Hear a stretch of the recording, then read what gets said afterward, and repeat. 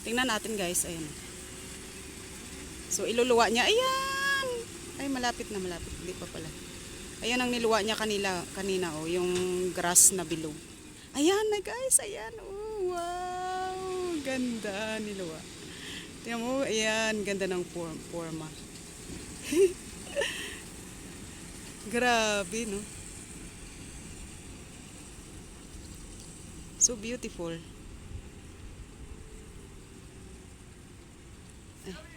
Bas? Bas? Das ist, oh ja, das ist genug Wasser. Okay, dann gibt's ein bisschen Wasser. Da ist eh Wasser auf die Seite. Nur wenig.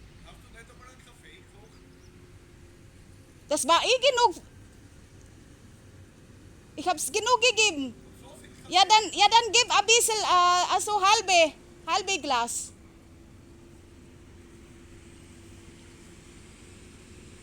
So, yan pa na.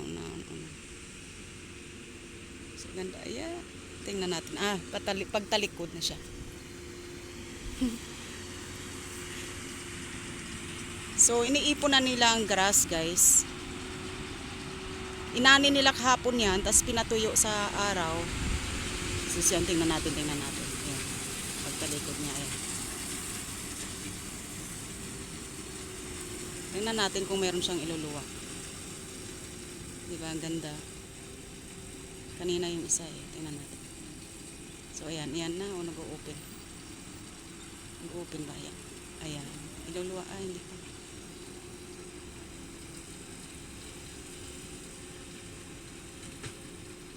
Tingnan natin. Ayan, no? Oh, diba? Ang ganda. Wow. Beautiful form. Ang ganda ng niluwa niya. Oh, diba? Yun. So, pinabilog. Tapos ang ganda-ganda. Pwede siyang, parang, ba tawag dito?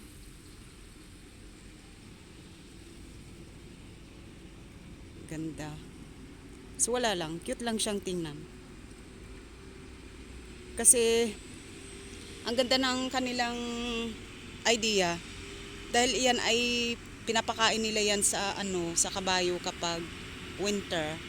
Or, kung saan mang gusto nilang gamitin. Ang cute tingnan. Dapat ganyan din ang gagawin sa Pilipinas, no? Yung may mga sila, yung kumbaga meron silang mga, tingnan natin kung luluwa pa siya. Tingnan natin kung luluwa ng panibagong grass.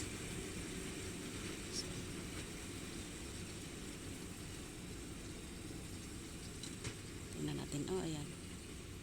Mukhang luluwa siya ng panibago. Ayan, di ba? Wow. Ganda. Parang akala mo dumudumi lang, no? Parang dumudumi lang. Parang maliit. Ay, ang liit, maliit. Ay, hindi, malayo-layo lang pala. Kaya parang akala mo maliit. Tingnan. So, yan na guys. Ang ating magandang advanced technology. Dapat ganyan ang gagawin sa Pilipinas para mas maganda yung ating kapalayan at ang ating mga maisan. Yan. So dapat talaga mag-invest yung gobyerno natin ng pera para siyempre mabili yung mga ganyang gamit dahil siyempre pera din yan eh.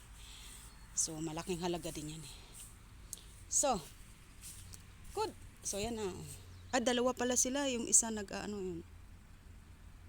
Isang traktor tsaka isang hakot. Kung sa atin pa tagahakot ng ng grass. So yan guys. Thank you so much sa inyong support at sa pagbisita nyo sa aking mga videos at pictures. Thank you guys so much.